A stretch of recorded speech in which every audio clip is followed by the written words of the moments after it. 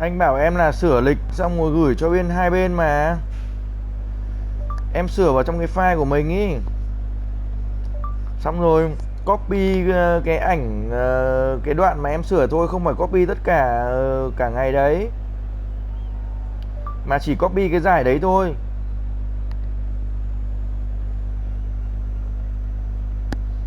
Xong rồi gửi cho bên chỗ thằng cu tổ chức giải nó ok. Nó ok thì chuyển lại cho bên Tiến. Chứ cái này ai làm hộ em được. Bên chỗ file xong rồi đấy. Chú đừng đè tay vào cái phần ở dưới nữa, nó nhảy số lên thì lỗi thôi.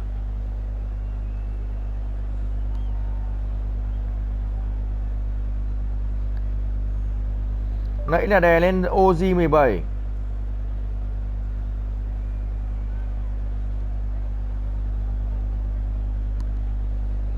Ừ, em gửi lịch tổng luôn cho anh với.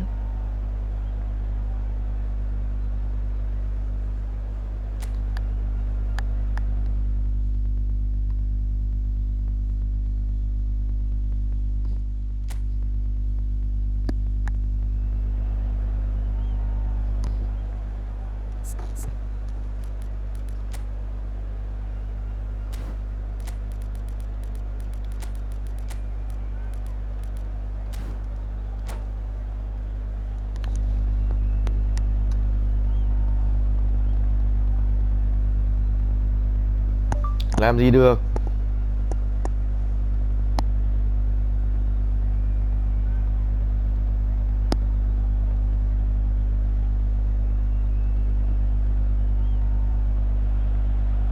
Vietnam can do it here. 90 minutes away. Mai sáng đá mấy giờ đấy hả Thông? It is the sort of opportunity they would certainly have settled for if offered it on day one. That was then, this is the here and now. Can they meet their ambitions, their aspirations? This place is living up to its reputation as one of the noisiest corners of the footballing world. No decibels spared in this collective chorus. And already we're underway here. Vietnam cannot afford to slip up here. Terrific support, and they're going to need it all. Pinches it off him. Vậy. He won't be happy with that one. Không sửa được luôn à, lag à em ơi. Who do you reckon is pivotal? Em Konami ơi. Sergio Busquets' quality is beyond reproach. I'm sure he'll assume the role of a deep line playmaker again, a destroyer, a makeshift defender dropping back to shield his defense when the team goes on the attack. He excels at all of these. Yes, getting the best out of him will count for so much. De Ligt. Bastoni. And that's put paid to a promising move. And the shot! Hơi nhẹ của đội bạn. Đầu tiên trận đấu đội bạn này là người thực hiện cái sút này. Tốt rồi. And it's Bale. Davids. Busquets. Bài kiểu gì đây Dũng? Kìa. Oh, the shot could be on here. Cleared without complication. Clear without competition. Phá bóng ra, không có sự can thiệp nào cả. Anh em thấy tôi dịch thoáng không? Dịch như thế.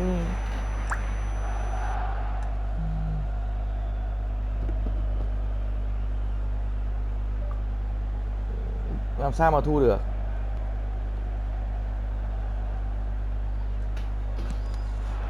Davids. Oh, that's a fine interception. Vietnam are still to register a shot on target. As a matter of fact, a shot of any type. Over to the left. Oh, no joy this time.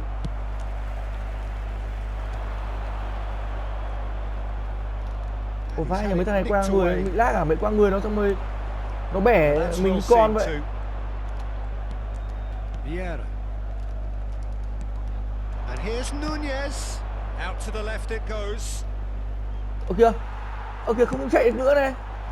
Lát rồi. Đã chịu quá anh em ạ. And the counter is on.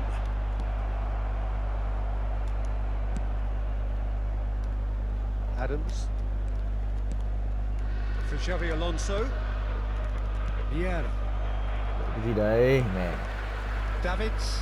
Bây giờ save rồi đâu cái gì. Chelsea saw that coming. He read that really well and stopped it.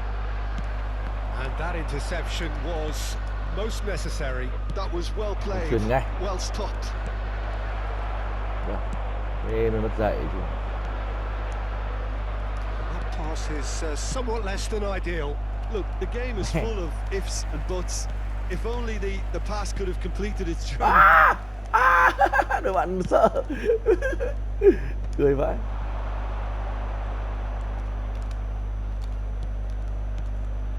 De Ligt. Chuyển đi, anh chuyển ông chuyển. Cay Good quá read. như này. That's great positioning. So good from him. Bị hẹp.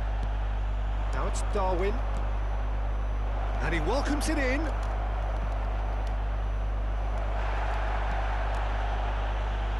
Mbappe is someone with real dynamite in his boots. Bale has a goal! They've scored! Vãi cả đài Could chi be a mèn little luôn. critical of that defence then, but the timing was pretty much perfect. Lại còn lát nữa. So we have the first goal. Sao? But I Đã think they vượt all qua know được. too well that things are far from done here, and while there's never a good time to be caught out, you definitely don't want it to be now. Oh, well played, well sorted out. And here's Neymar.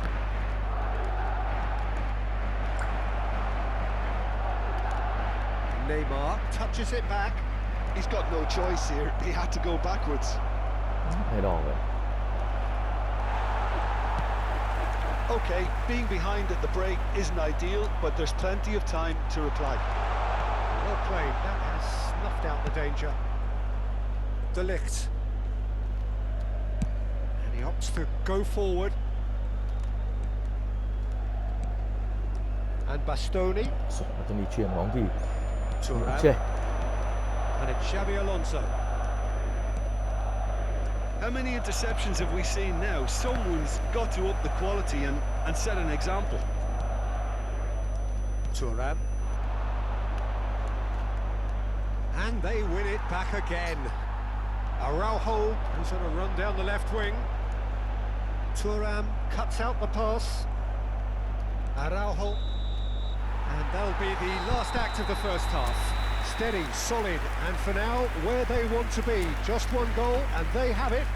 Good effort from both sides. Nhờ nó ra đá hộ Half-time, thôi. it is 1-0. Em huy Well, động let's thêm not beat đi. about the bush, Peter. It's been fairly flat, and the supports have had little to cheer about. So an awful lot of questions have got to be asked, and the answers need to be found in a hurry. And the game has already resumed here. Well, I think starting this half in a strong manner is essential, Peter, if you're chasing the game, which they are. You know, go with intent and purpose. Let your opponents know you're not just going to quietly bow down.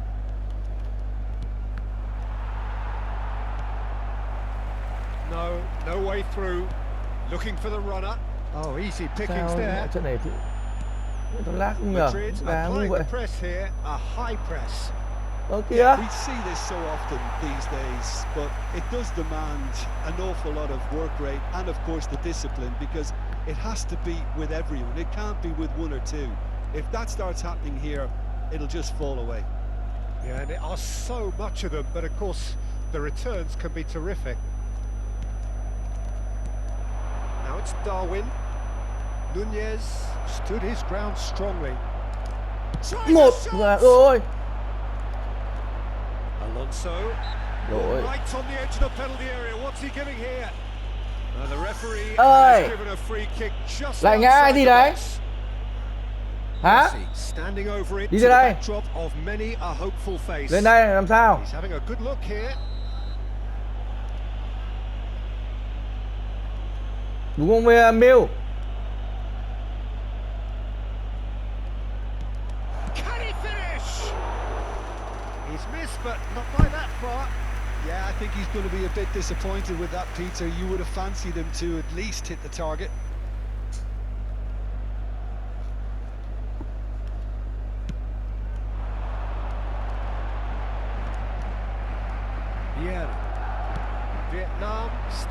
single goal behind. Madrid appear to be happy to let their front players stay up front all the time. Well, it's signalling to the opposition that they're setting themselves up for the counter-attack. It's plain and simple. Now it's Messi. That is great defending, Yeah. so alert. Meh. Still alert as ever. That's so well played. Quarter of an hour into the second half. And that's a good ball. Trời ơi. Well, it's good stuff. This is better. They're coming again and Mẹ again. nó lag không chơi I bóng think cứ they just hai have nhịp to rồi. keep forcing the issue and they'll get clinical. He's shifting through the Trời ơi. gears here.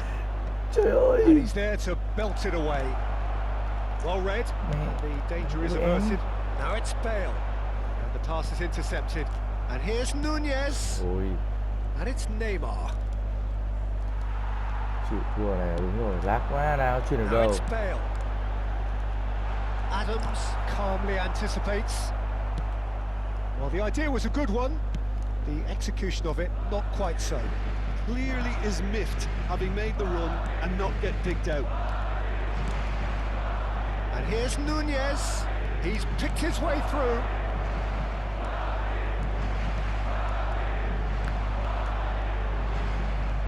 Mbappe. Xavi Alonso. He's certainly caught him there. It's a free Lag kick. tự nhiên lag thế nhờ.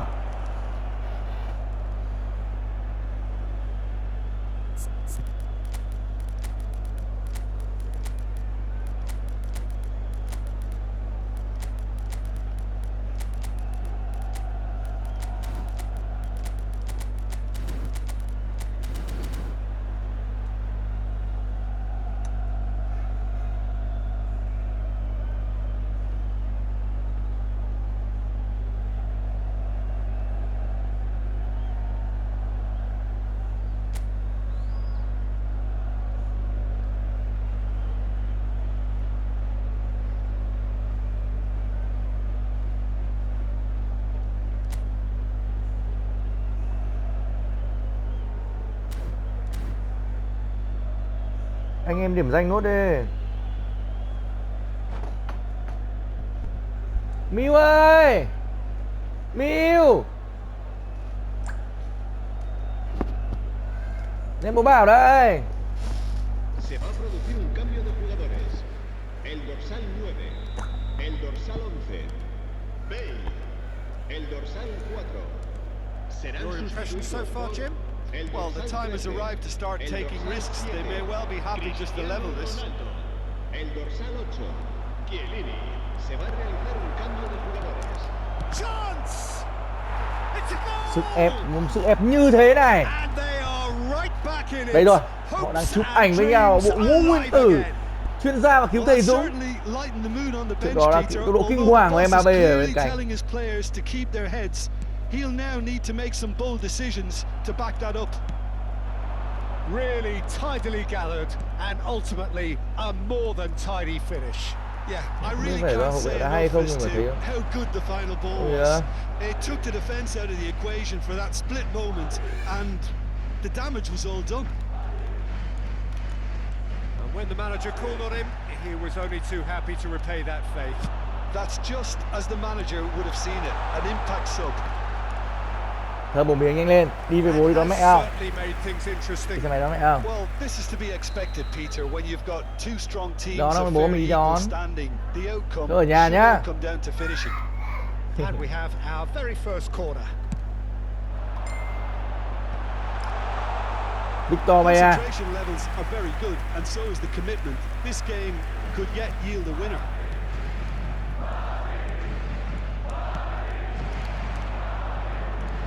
Cái gì đấy Neta?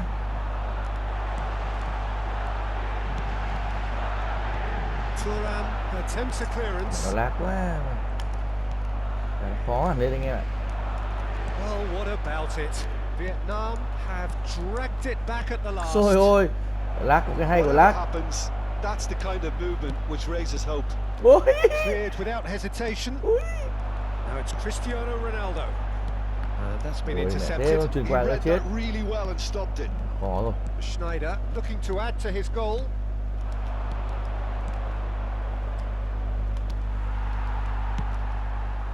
Cẩn thận. Well, both sides might have to settle for a draw here, although there's still a chance for one last fling.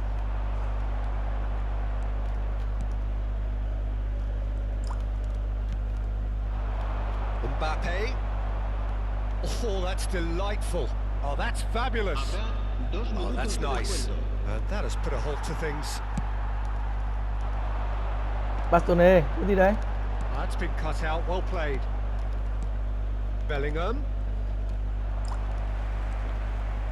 Busquets. Oh, it's a nice idea, but the execution was lacking. That's that. The Lạc end. quá. Well, nothing to separate the sides in the end. Not for the want of desire.